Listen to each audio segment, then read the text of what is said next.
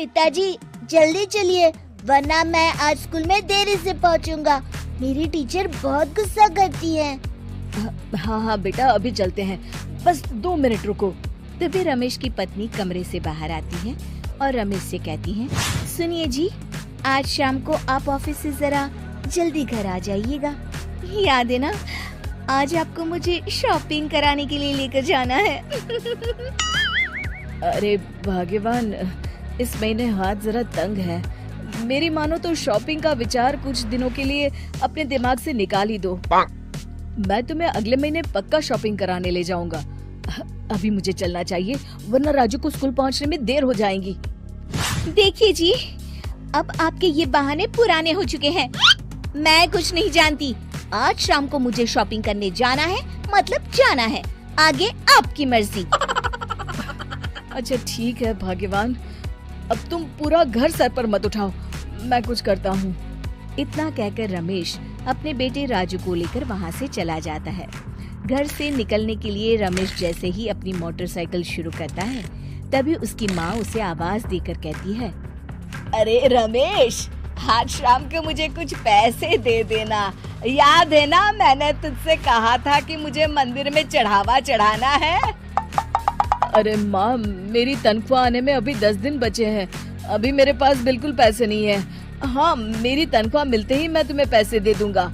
रमेश की माँ चिढ़कर कहती है, अरे तेरा दिमाग तो खराब नहीं हो गया? मैंने तेरे भरोसे मंदिर के पुजारी जी से वादा कर दिया है और तू कह रहा है कि पैसे नहीं है। अब मैं पुजारी जी को क्या जवाब दूंगी? तुझे तो मेरी इज्जत की भी कुछ परवाह नहीं है। अच्छा ठीक है माँ, अब तुम गुस्सा मत करो, मैं शाम तक कुछ इंतजाम करता हूँ। इतना कहकर रमेश वहाँ से चला जाता है। फिर दोपहर को जब रमेश अपने दफ्तर में बैठा होता है, तब उसे अपनी पत्नी और माँ की बातें याद आती हैं। रमेश अपने दफ्तर के एक साथी मोहन से कुछ रुपए उधार मांगता है। अरे भाई मोहन, मेरा एक छोटा सा काम कर दो, मुझे कुछ रुपयों की सख्त जरूरत है। मुझे कुछ दिनों के लिए क्या तुम रुपए उधार दे सकते हो? अरे रमेश भाई, मैं तुम्हें पैसे उधार तो दे सकता हूँ, लेकिन मुझे वक्त पर पैसे लौटा देना।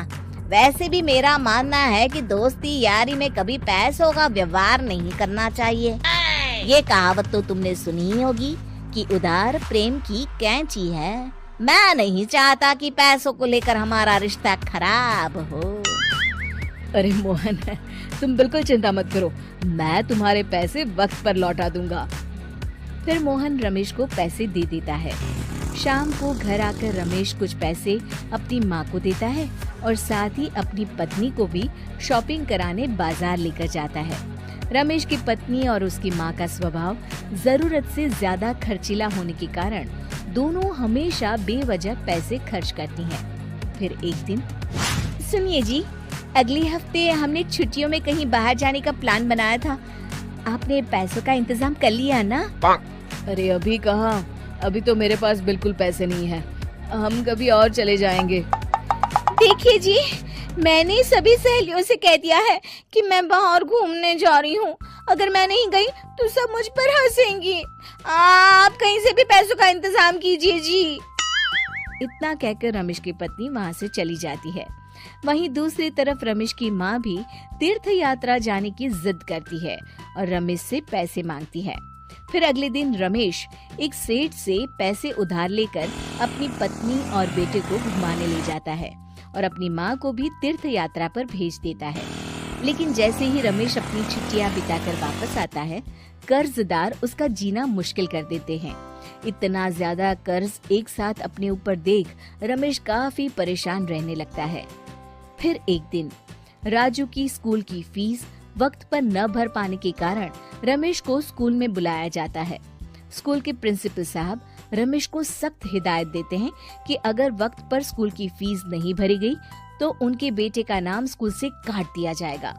अपने बेटे की स्कूल की फीस भरने के लिए रमेश अपने दोस्त गिरधारी से कुछ पैसे उधार ले लेता है और स्कूल की फीस भर देता है।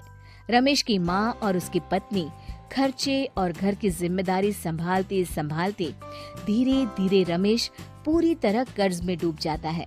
और तभी एक दिन दफ्तर में काम करते समय रमेश की तबीयत अचानक बिगड़ जाती है और वो बेहोश होकर गिर पड़ता है।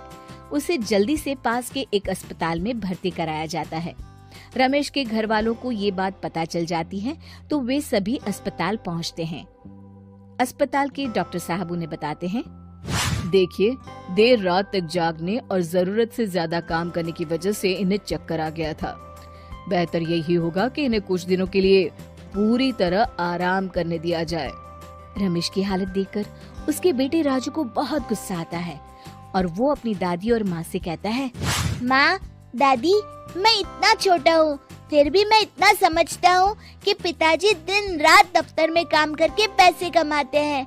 पिताजी अकेला पूरा घर संभालते हैं और आप दोनों अपने फिजूल के खर्चों के लिए उन पर दबाव डालते रहते हैं।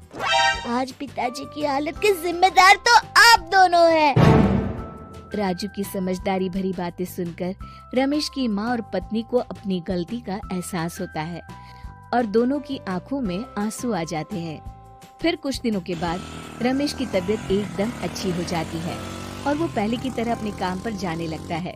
रमेश की माँ और पत्नी अब उसे किसी प्रकार की कोई तकलीफ नहीं देते और ना ही उससे किसी चीज की मांग करते हैं।